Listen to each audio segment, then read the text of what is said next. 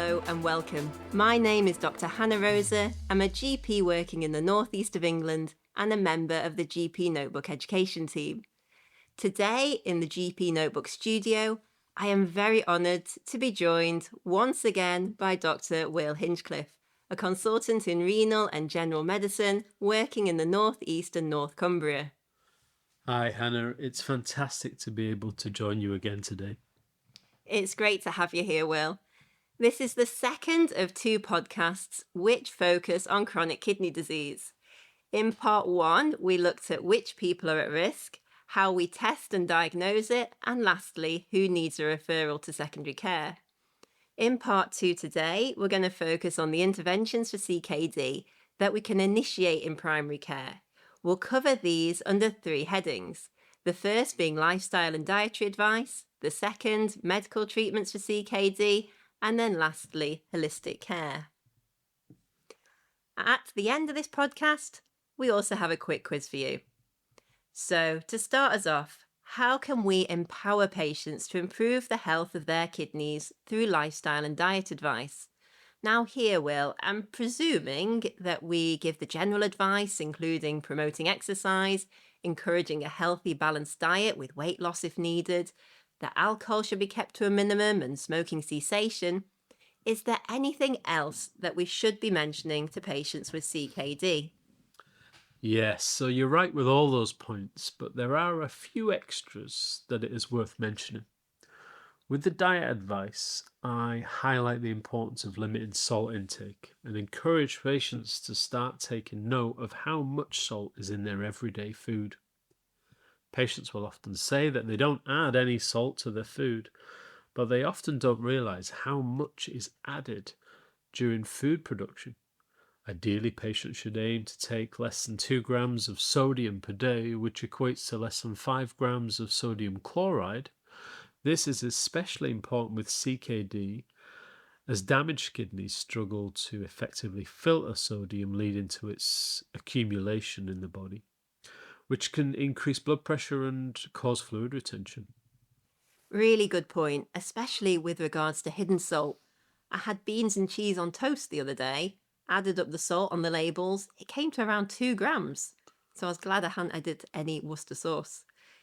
Yes, it's very easy to eat more than 4 grams a day without eating anything that people would traditionally think of being salty. Other tips are to let patients know that they should try and avoid non-steroidals because these add to sodium retention, and ideally, if gastric protection is required, then we should consider a H2 receptor antagonist rather than a PPI, as PPIs have been associated with an increased risk of nephritis and progression of CKD. I never knew that about PPIs.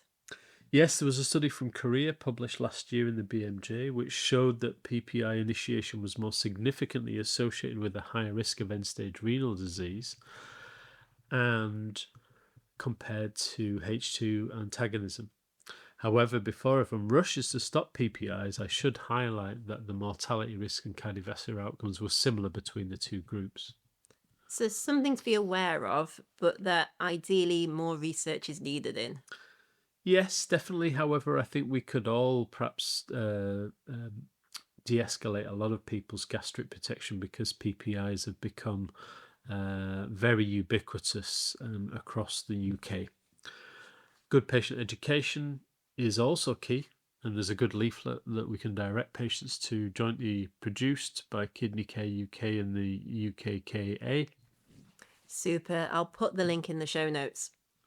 If we now consider medical treatments for CKD, here the first drugs which come to mind are our renin, angiotensin, aldosterone system inhibitors, or RASIs. Now in this podcast, when we refer to RASIs, we're referring to ACE inhibitors and angiotensin receptor blockers. There is a lot of evidence that shows that these drugs slow the progression of kidney disease and lower the risk of cardiovascular disease.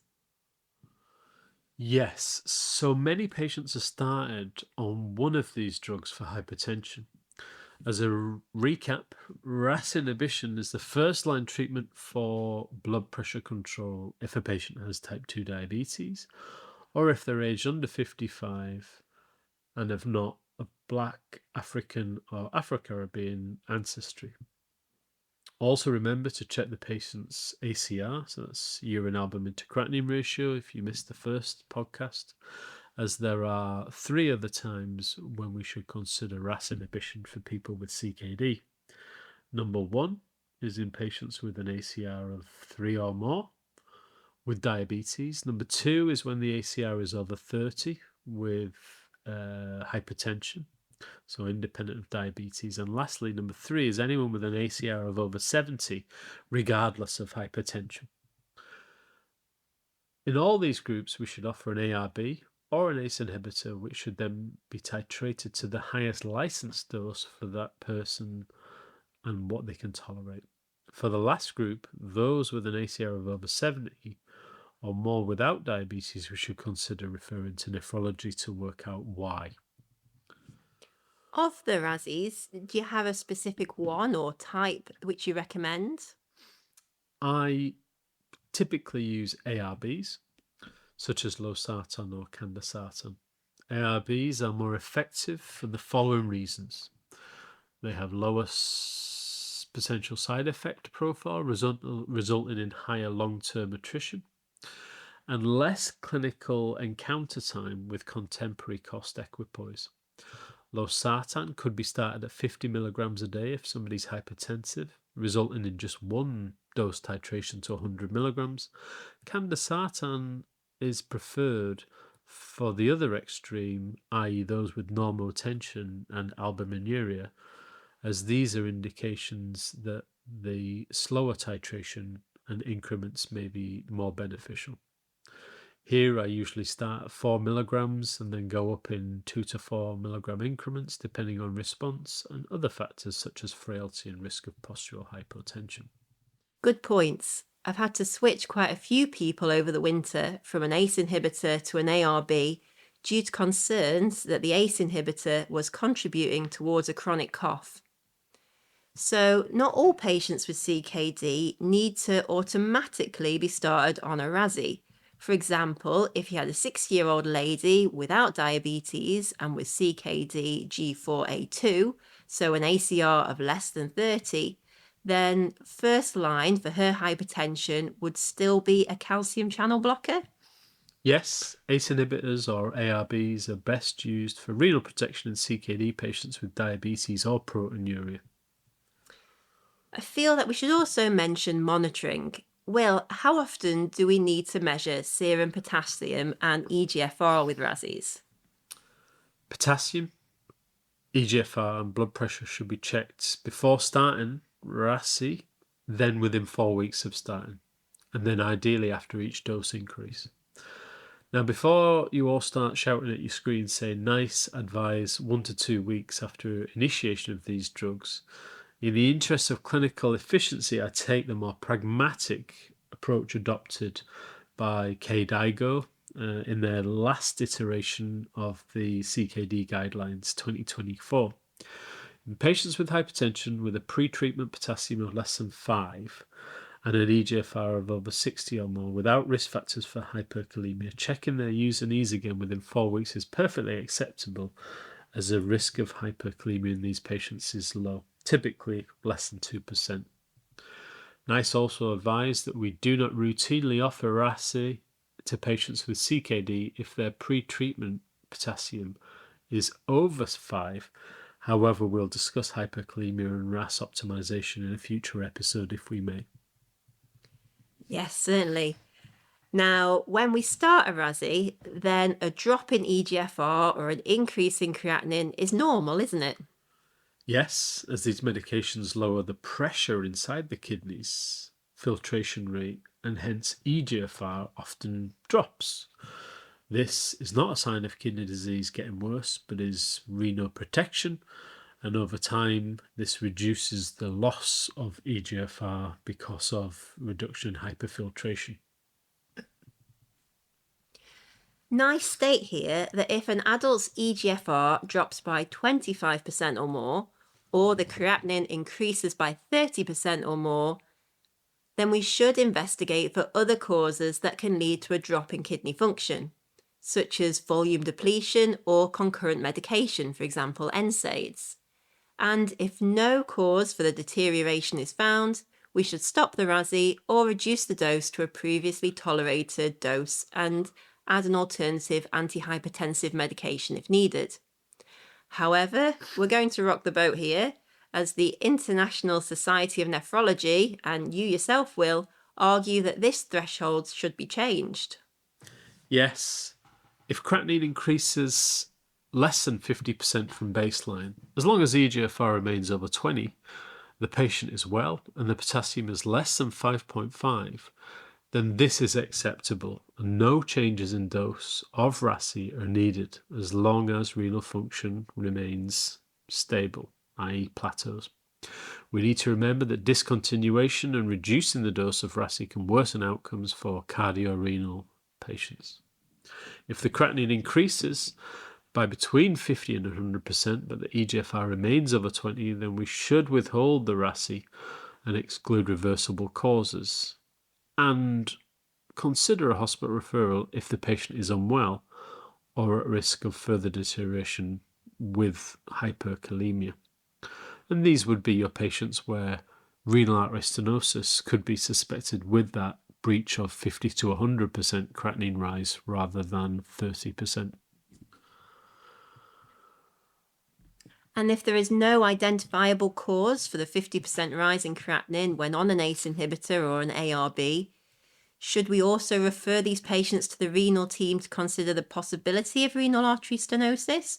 Or do we just refer if the drop persists after the ACE inhibitor or the ARB has been stopped? Good question. Referral is generally recommended if the decline is sustained after stopping the ACE or ARB and after addressing any other possible causes. Immediate referral may be warranted if the patient is acutely unwell or if there is severe or rapidly declining kidney function. Okay, thank you. Now let's move on to a group of drugs that are causing a lot of excitement. SGLT2 inhibitors. Yes, these drugs can improve blood sugar, protect the heart, and slow the progression of kidney disease. They were originally diabetic drugs, but have now got extended licenses. For those patients who qualify for an ACE inhibitor or an ARB based on having a raised ACR, once we've titrated these drugs to the highest tolerated dose, then the next question is, do they meet criteria for a SGLT2 inhibitor or Flozin as a shorthand? Now, there are two Flozins which are currently licensed for CKD, which have NICE issued guidance from technological appraisals.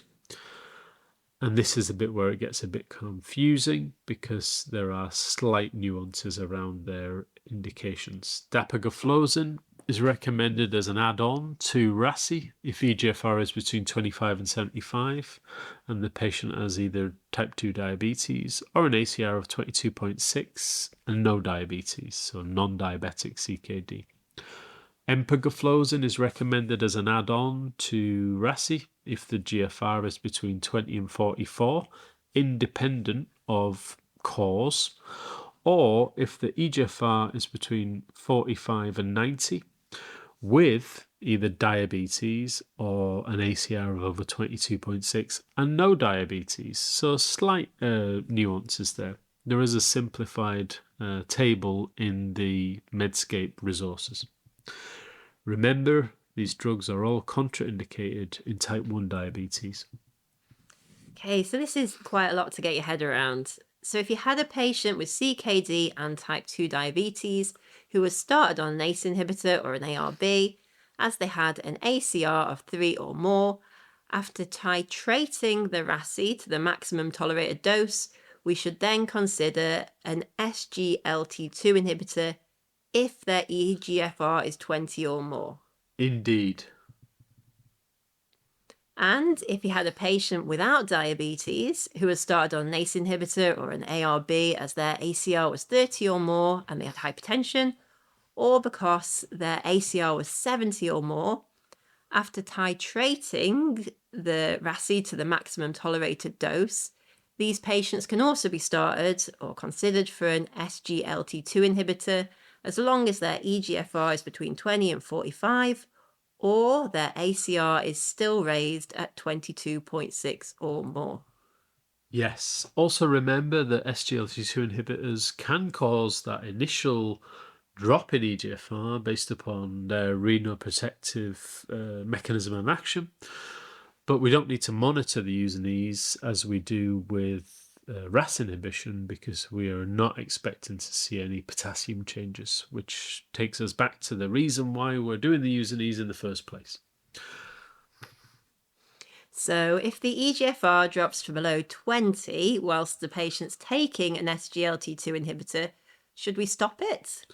No, due to the wide range of benefits associated with these drugs, they should only be withdrawn if the patient is intolerant of them or if they actually start renal replacement therapy, i.e. dialysis.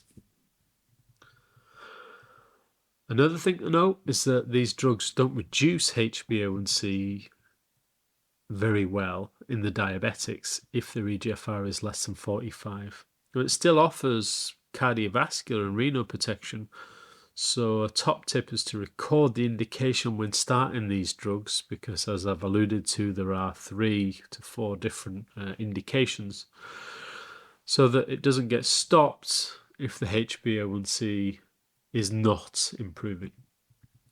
Good tip.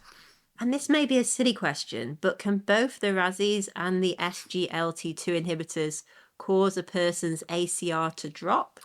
Yes, that's true. Okay, thank you. I feel that we should also highlight the risk of DKA with SGLT2 inhibitors, which can present atypically with patients having only moderately raised blood glucose levels. If patients present with any signs or symptoms of DKA, including nausea, abdominal pain, sleepiness, then we should test for raised ketones, even if plasma glucose levels are near normal.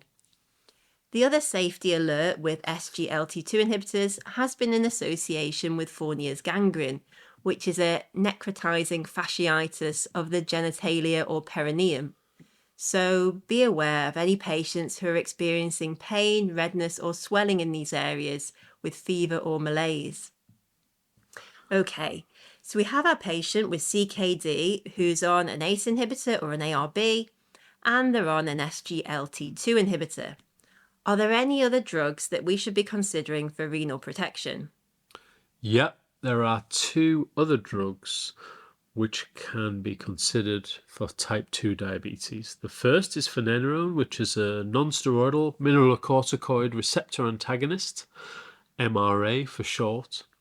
It works by blocking the activity of certain steroids made in the body that can damage the heart and kidneys. Evidence suggests that it improves kidney function and helps slow declining disease.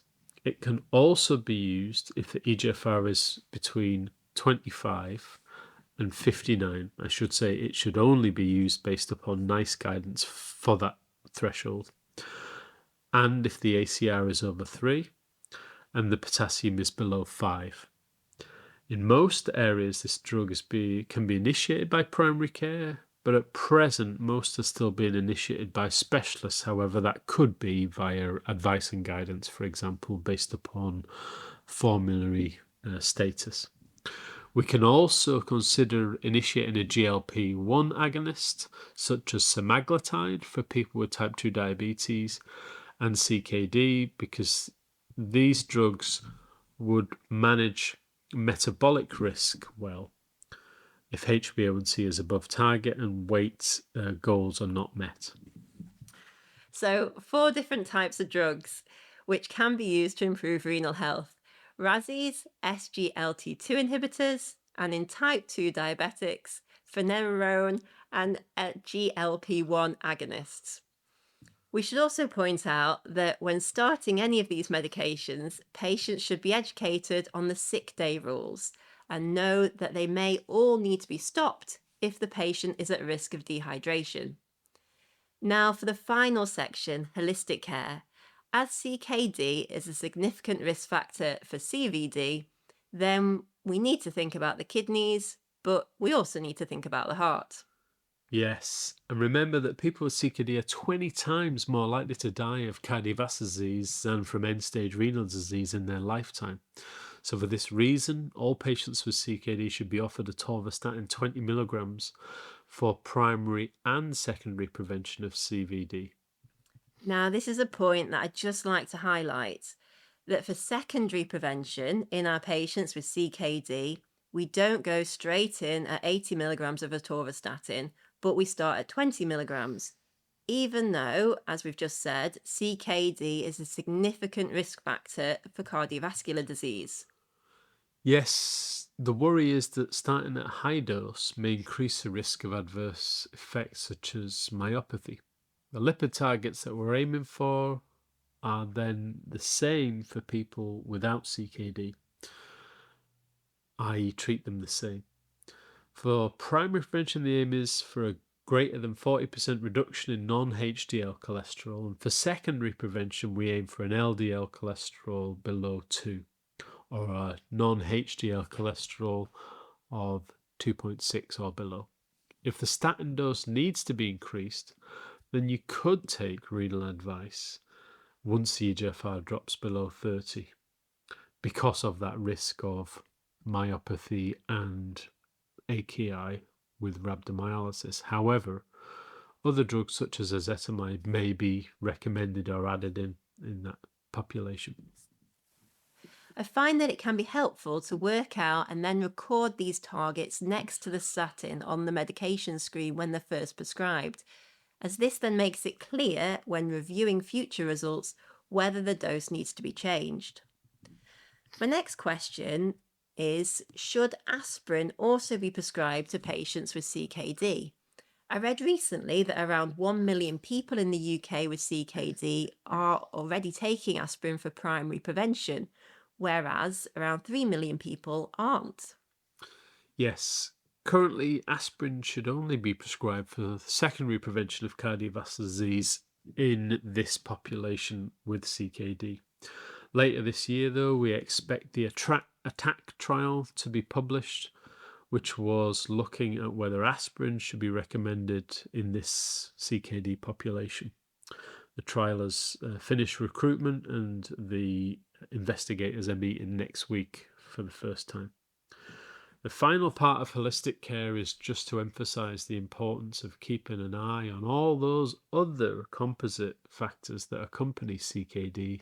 So, whilst monitoring biochemistry with Usinase and ACR, opportunistically screen for anemia, lipids, HbA1c, liver function tests, whilst recording weight and heart rate and rhythm for AF, because these things are coexistent and independent risk factors for each other, as well as blood pressure, which is arguably one of the most important factors.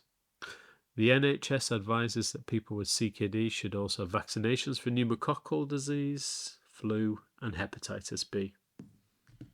Thank you. Wow. Okay, I feel that we've covered a huge amount here. Thanks, Will.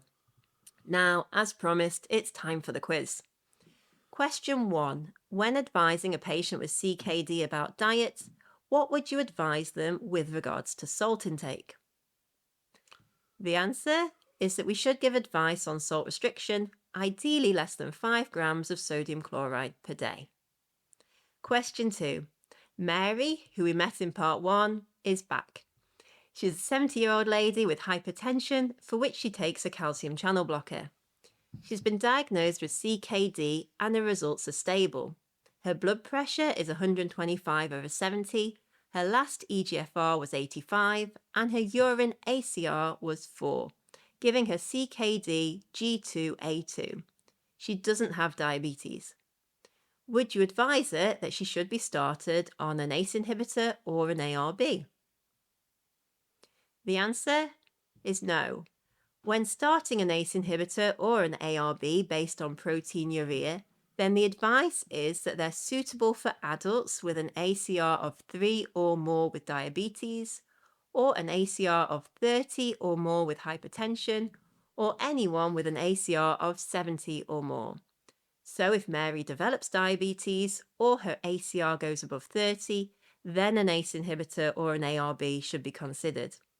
She should, however, be offered 20 milligrams of atorvastatin.